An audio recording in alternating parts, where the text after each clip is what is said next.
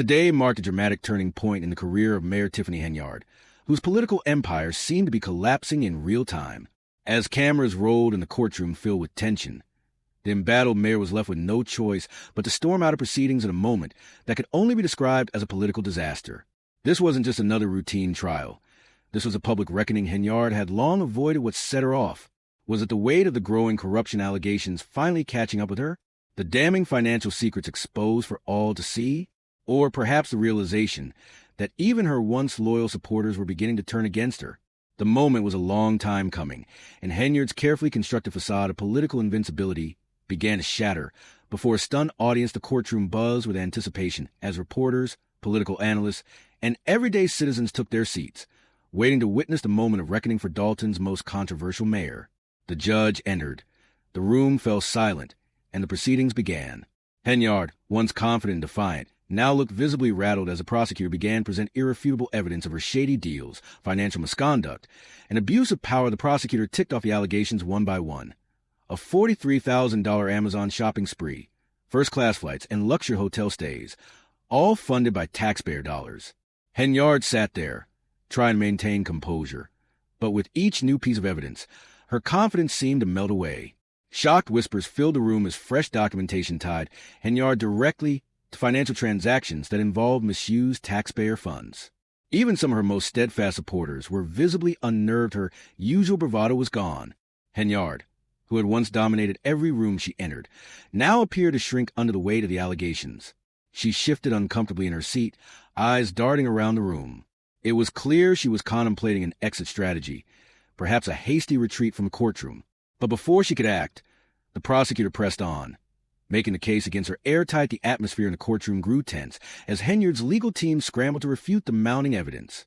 They claimed that the documents were taken out of context, that the case was a political attack against a strong woman in leadership. Yet, no one in the room seemed convinced. The judge's ruling echoed in the air, and the reality of the situation began to sink in. Henyard's carefully cultivated image of political invincibility was quickly unraveling, but then came a moment that no one could have predicted. As the prosecutor wrapped up, the courtroom was rocked by an unexpected development. A former ally of Henyard, a longtime member of her trusted inner circle, took the stand. This whistleblower, once a loyal confidant, revealed a culture of fear and intimidation within the mayor's administration, where anyone who dared to speak out against the rampant corruption was threatened with retaliation. Henyard's face flushed as the truth about her abuse of power came into focus.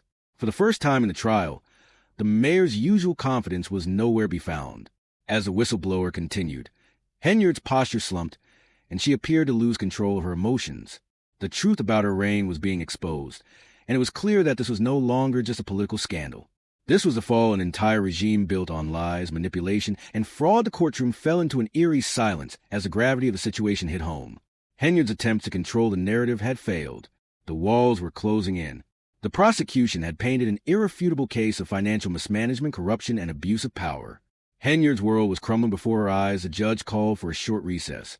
But when the proceedings resumed, Henyard was far from composed. Known for her domineering presence, the mayor was visibly shaking with anger and frustration. She stood abruptly, hands clenched, and yelled at the judge, "This is all lies. You just can't handle it." The courtroom erupted in chaos, with reporters scrambling to capture the shocking meltdown. Security rushed to intervene, urging Henyard to calm down. But her fury was unstoppable as she stormed out of the room, her anger palpable. It was clear that Henyard believed this was just another obstacle in her path, another battle to be won. But as she neared the door, her exit was abruptly blocked by federal agents who had been silently observing the entire proceedings. The room went dead silent. Henyard froze. For the first time in the entire trial, her defiant demeanor faltered, her face twisted in shock, fear creeping into her expression as she realized that this wasn't just another political skirmish. It was something much more serious. A lead federal agent stepped forward, calmly presenting her with a document. "We need you to accompany us," the agent said, his voice unwavering. "This is not an arrest, but we need you to come with us for additional interrogation." The courtroom was in stunned silence as the reality of the situation dawned on Henyard. For the first time, she was cornered. Her political strength had failed her, and she stood before federal agents, unable to maneuver her way out of the situation. The woman who had once wielded power with an iron fist was now vulnerable. Trapped by her own actions in a moment of panic, Henyard shot back with defiance. Asterisk, this is harassment. Political persecution. Asterisk, asterisk, her voice rang out, echoing through the courtroom. Asterisk, asterisk, you'll all regret this. Her legal team rushed to her side, stepping in front of her to shield her from the agents. We need to leave now. Don't say anything, one of them whispered urgently, trying to de-escalate the situation. But Henyard's defiance was unmistakable. She had once believed she could talk her way out of anything, but this time there was no escape. The agent's response was calm but firm. We need you to come with us. Miss Henyard, this is not an arrest. Yet the use of the word, sent a chill through the room, and Henyard realized that she was in far deeper trouble than she had ever anticipated. The federal agents, along with a growing number of investigative bodies, federal, state, and local, had clearly made it their mission to bring her to justice. And this time, there would be no quick fixes, no political maneuvering to save her. Henyard's mind raced as she tried to process the reality of what was unfolding. Her entire political career, built on manipulation, intimidation, and questionable dealings, was crashing down around her. For the first time, she was no longer in control. The situation had escalated beyond her ability to control it, and even her closest allies seemed powerless to stop the collapse. The tension in the room was palpable as Henyard stood motionless at the courthouse doors. Her career, once invincible, untouchable, was hanging by a thread. She clenched her fists, straightened her back, and shot the agents a defiant glare. But there was no denying it. This was the beginning of the end. Her lawyers whispered urgently to her, trying to calm the situation, but Henyard's defiance only seemed to intensify. Asterisk, asterisk, I'm not going anywhere. Asterisk, asterisk, she shouted. Asterisk, asterisk, you can't do this to me. Asterisk, asterisk. The federal agents, however, were unmoved. Their calm demeanor contrasted with Henyard's frantic energy as they stood firm in their decision. The room held its breath, waiting for the next chapter in the shocking saga of a mayor whose career had imploded under the weight of corruption, abuse of power, and greed. As the scene unfolded before the eyes of the public, the mayor who had once ruled Dalton with an iron fist now found herself at the mercy of the very system she had manipulated for so long. The drama in the courtroom was far from over, but one thing was clear. Tiffany Henyard's grip on power had shattered, and there was no turning back. The federal investigation was only beginning, and with every passing moment, it became more and more apparent that Henyard's days in office and her freedom were numbered. The people of Dalton, once dominated by Henyard's political machine, were now watching the slow, inevitable unraveling of a mayor who had taken too much and given too little. As federal agents moved in to escort Mayor Tiffany Henyard from the courtroom, it became clear that her carefully crafted image as an untouchable, powerful leader was crumbling in real time. The courtroom, packed with reporters, was alive with energy, sensing that this was the moment when everything changed. Henyard had been the face of Dalton's leadership for years, but now, the fallout from this courtroom drama was just beginning. Cameras rolled, capturing every second of her downfall, while social media erupted in a frenzy. Phones went up, flashes from cameras lit the room, and the world was watching as Henyard faced the consequences of her actions for the first time in her career. Her loyal supporters, once fervent in their defense of her, were left stunned. The dramatic scene played out in front of them, and the cracks in Henyard's political armor were impossible to ignore. A few tried to shout words of encouragement, claiming it was all part of setup, a conspiracy to take her down. But as the minutes ticked by, the tide began to shift. Many others began to quietly pull away, disillusioned by the spectacle unfolding before them. Henyard, who had once been the symbol of invincibility, now looked more like a liability than a leader. Henyard's lawyers urgently tugged at her sleeve, trying to calm her and move her along, but the mayor was visibly shaken. With fire burning in her eyes, she gritted her teeth and, pushing through the anxiety, rushed forward, determined to break free of the situation. Federal agents flanked her on both sides as she stormed through the courtroom doors, and the walk to the courthouse hallways was nothing short of humiliating. Cameras followed her every move, documenting the once powerful mayor's disintegration. In full view of the public, the scene in the courtroom had already been intense, but it reached a whole new level when a former insider, a once trusted member of Henyard's administration, took the stand and turned on her. The whistleblower's revelations exposed a toxic culture of fear, deceit, and intimidation behind closed doors, casting a dark light on Henyard's leadership. The allegations were damning, detailing a regime built on manipulation, corruption, and threats against anyone who dared to speak out. Henyard's face froze in shock and anger as the walls she had once believed were invulnerable slowly closed in around her. The reality that she could no longer control the narrative hit her hard. She had always believed she was untouchable, capable of talking her way out of any situation. twisting facts to suit her, but that no longer worked as the judge called for a break to allow both sides to regroup before rendering a final verdict. Henyard's anxiety was palpable. She abruptly stood from her seat, gripping the edge of the table tightly, as her lawyers whispered urgently to her. The tension in the room was thick, and reporters scrambled to capture the moment. Henyard, usually a picture control, lost it completely. In an explosive outburst, she shouted, "Asterisk, asterisk, this is all lies. You just can't handle it." Asterisk, asterisk. Her voice echoed off the walls, and the jury members exchanged looks.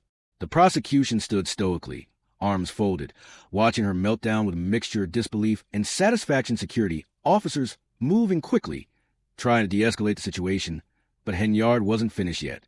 Her voice rang out, defiant and full of fury. "Asterisk, asterisk, you will all regret this. You think I'm going down, but I'm not going anywhere. Asterisk, asterisk." With each word, the drama intensified. Henyard turned to storm out of the courtroom, but as she reached the door, her exit was blocked by federal agents who had been quietly observing the entire scene unfold. The room fell into stunned silence for the first time during this entire spectacle. Even Henyard's most loyal supporters were rendered speechless.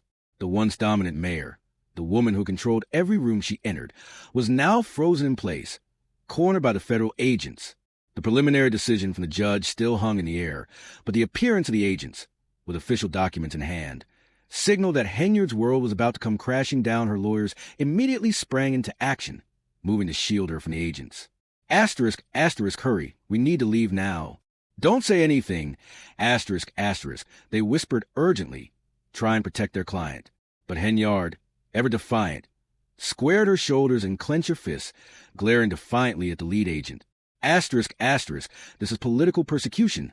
"Asterisk, asterisk," she shouted, her voice echoing to the now quiet courtroom.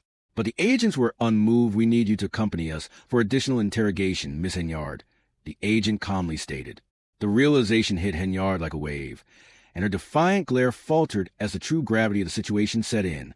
Her attempt to manipulate the narrative, to twist the facts in her favor, were no longer effective. The federal agents were undeterred by her accusations of political bias, and it became painfully clear that her power had evaporated. The humiliation was becoming unbearable. Henyard's entire persona, one built on manipulation and dominance, was falling apart. The cold, unyielding authority of the federal agents marked a sharp contrast to her once untouchable status. This moment was the beginning of the end for Henyard. The judge hadn't even delivered a final verdict yet, and yet here were federal authorities, already at the courthouse, signaling that they had moved beyond the court case and into something much more serious. Henyard had been assured by her insiders that nothing would come of the ongoing investigations, that she was safe. But now, she stood before federal agents blocking her path, their documents in hand. The emphasis on the word asterisk, asterisk, yet asterisk, asterisk, sent a jolt of panic through her. The situation had escalated far beyond her control. Reporters, already in a frenzy, captured every moment. Phones were raised, cameras flashed, and social media exploded with hashtags and commentary. Henyard's meltdown was unfolding live in front of millions. Words like asterisk, asterisk, Bora, asterisk, asterisk, and asterisk, asterisk, Yos, asterisk, asterisk were already flooding timelines. The tide had clearly shifted. Her once dedicated supporters were stunned into silence, while her confidence began to waver.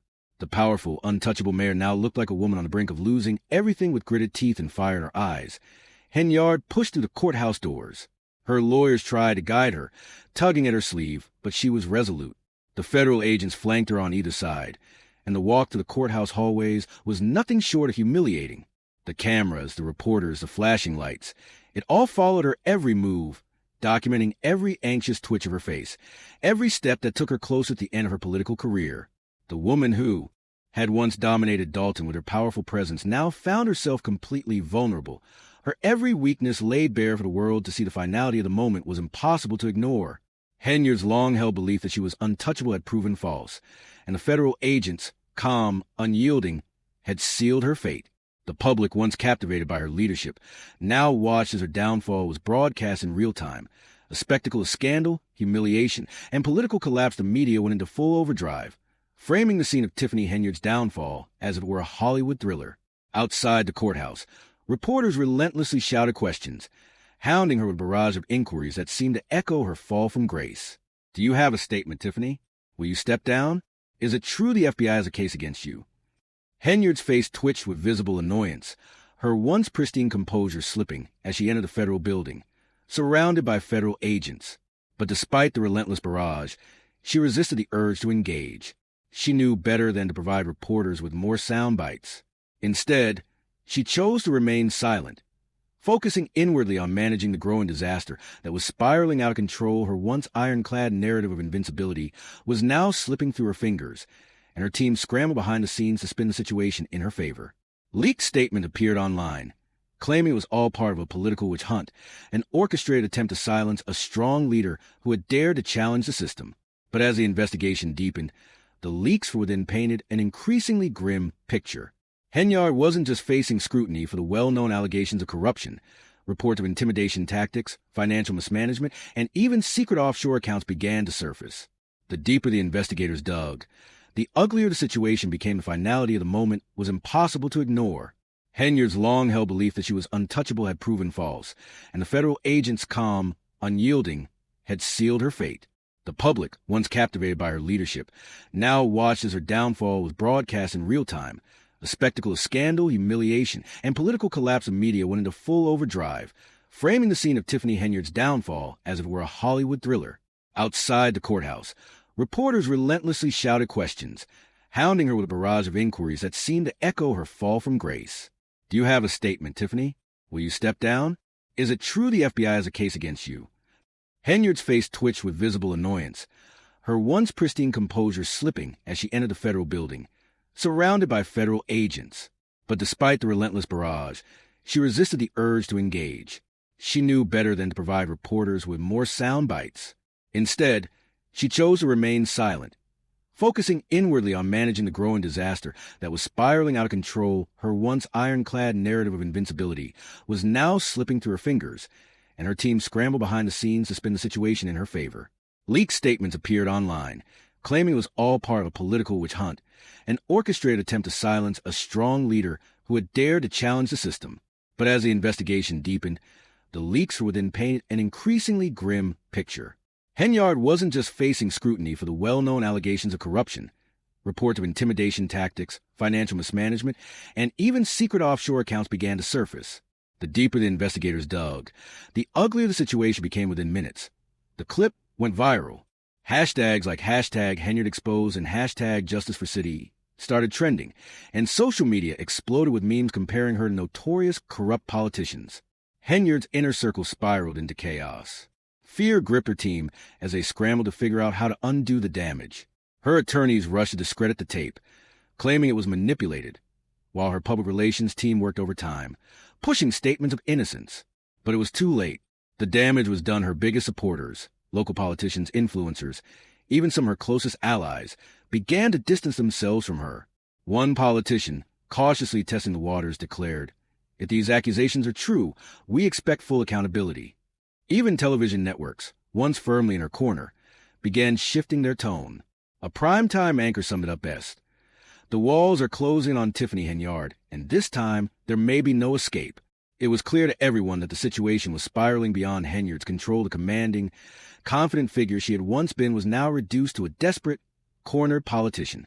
The weight of the corruption allegations, the intimidation tactics, and the public's growing distrust of her leadership left her with little room to maneuver. Her carefully constructed image was rapidly disintegrating, and it was becoming painfully obvious that the political career she had fought so hard to build was now hanging by a thread. Tiffany Henyard sat across from a group of federal investigators in an interrogation room, attempting to maintain her usual bravado. But the cracks were starting to show. Her once confident demeanor was fading as she realized just how deep the hole she had dug herself into had become. "This is ridiculous," she scoffed, forcing a laugh as she leaned back in her chair. "You have nothing on me." The lead investigator, unfazed, calmly placed a thick folder on the table, damning evidence of her alleged wrongdoing. Bank statements, wire transfers, and communications painted a troubling portrait of a politician who had exploited her position for personal gain. The investigator opened the folder, flipped through the pages, and slid one towards her. It showed a sizable deposit from an unidentified shell company, linked to a government contract. Henyard's smile faltered. He turned to another page. It contained an email exchange detailing how she had provided favors for specific donors in exchange for political support. But it was the last piece of evidence that hit her like a punch to the gut, a signed document, bearing her name, approving a deal flagged as highly suspicious. The investigator leaned forward, lowering his voice as he spoke. "You can continue pretending, or you can start talking right now. We have enough to take this all the way for the first time in a long while." Henyard had no comeback. The world had already begun to move on without her, and the room fell into an eerie silence. Reporters were preparing for their evening broadcasts. Social media buzzed with speculation about who would replace her, and the city's residents anxiously awaited the next chapter of this unfolding scandal. Tiffany, once known for her defiance, now sat stiffly in her chair, her arms crossed. Her polished nails tapped against the cold metal table. She had spent years talking her way out of sticky situations, but this time was different. She wasn't facing a tough political rival or a smear campaign. This time, she was facing real consequences. The lead investigator sighed, shaking his head before speaking again. "You know, Miss Henyard, we've dealt with politicians like you before. They all think they're untouchable, until they're not." As he flipped to the thick file, each page revealed more incriminating details. Deposits into offshore accounts, invoices for community projects that never existed, and emails outlining backdoor deals. Tiffany forced a smirk, but it didn't reach her eyes. The investigator raised an eyebrow and slid another document across the table. This one was a sworn statement from a former aide who had attended key meetings and decided to speak out. Tiffany's breath caught in her throat. For the first time, she felt the flicker of panic. It wasn't just annoyance or anger anymore. It was fear. She glanced at the door, almost hoping her lawyers would burst and save her, but they weren't there. She was alone. The walls were closing, and the fallout from Henyard's interrogation began almost immediately. News of the federal investigation leaked, sending shockwaves through the political world. Analysts speculated about the extent of her alleged corruption, with some comparing her downfall to other infamous political scandals. Others predicted that, if the accusations were proven true, Henyard could face serious jail time. The city council, which had once supported her, acted swiftly. One trustee declared, "We can no longer stand by while taxpayer money is squandered. We are calling for an immediate investigation." The administration had failed the city, and officials who had once stood by her side now turned their backs. A special emergency session was called, broadcast live to the public. Calls for a forensic investigation and, if necessary, her removal from office were made loud and clear. It was a breathtaking moment. The woman who had once been one of the most powerful figures in the city was now being publicly deserted. The people had already made up their minds. Tiffany Henyard had lost their trust, but she wasn't ready to go down without a fight in a desperate attempt to salvage what little remained of her public image. Henyard's team rushed to control the damage. A carefully scripted video statement was released, filled with the typical talking points she had used in the past to deflect blame and rally support. But the public response was swift and brutal. Protests erupted outside City Hall, with residents chanting and holding signs demanding justice. Some called for her immediate arrest, while others demanded she step down. Tiffany's carefully cultivated image as an untouchable leader was crumbling before her eyes. Despite her best efforts to spin the narrative, the truth was gaining ground. Her supporters dwindled by the day, and even the media, once her ally, began to turn against her. The walls were closing in, and it was clear. Tiffany Henyard's time at the helm was quickly coming to an end.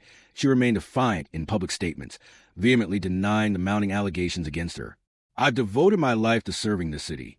The truth will come out, and I will not be intimidated," she declared, her voice firm. But the internet had little patience for her denials. Social media exploded with backlash, accusing her of being a thief and a liar. "Oh, now you want to talk after all the money you've stolen? Where's the fake news when we have documents, recordings, and witnesses? You're done. Just resign." One post read instead of backing down. Tiffany called a press conference to address the allegations head-on. Speaking in fiery, defiant tones, she accused the media, her political rivals, and even the federal government of targeting her. "They want to silence me because I refuse to play by their rules," she said, growing more impassioned with each word. But the reporters were relentless, asking, "Can you explain the leak bank records, Ms. Henyard? Do you refute the tapes in which you threaten your opponents? What would you say to the whistleblowers speaking out against you?" Tiffany skillfully avoided answering any of their questions, doubling down on her accusations of being persecuted. But it didn't matter. By that point, the story had already shifted against her late that evening. After most news outlets had finished their coverage, the unthinkable happened. The FBI, with support from state officials, executed a search warrant at Henyard's residence and workplace. This was a historic moment. the first time in the city's history that federal investigators had ever searched the home of a sitting mayor. Journalists swarmed the scene as agents removed laptops, hard drives, and boxes of documents from her property, and then came the image that would come to symbolize her dramatic fall from grace. Tiffany Henyard in handcuffs within minutes. The image went viral. What had started as an investigation and a series of accusations had now evolved into a full-blown criminal case. The charges were serious: wire fraud, embezzlement, and conspiracy to commit bribery, all carrying severe prison sentences. Legal experts appeared on news channels, explaining the gravity of the charges. One analyst noted that if convicted, Henyard could face over 20 years in prison. The possibility of a plea agreement now seemed her only option. The city held its breath. The world moved quickly, with new headlines filling every news cycle. Political allies who had once praised Henyard now distanced themselves, issuing statements calling for justice and accountability. Meanwhile, investigators revealed that other officials close to Tiffany were also under investigation. The city was in chaos. Some celebrated her fall. Others were in shock. Still, others have been waiting for this day, knowing they had seen it coming from a mile away. Tiffany, however, sat alone in a holding cell, staring at the cold gray walls. The empire she had built was crumbling around her. It was clear that the city was preparing for a new leader, but Tiffany's story was far from over. Through her lawyers, she sent one final message from behind bars. This is not the truth. The truth will be revealed. Whether this was a final act of rebellion or simply an empty threat remained to be seen. But one thing was certain: Tiffany Henyard's reign was coming to an end. Her rise from a powerful political figure to a disgraced criminal will be a tale for the history books.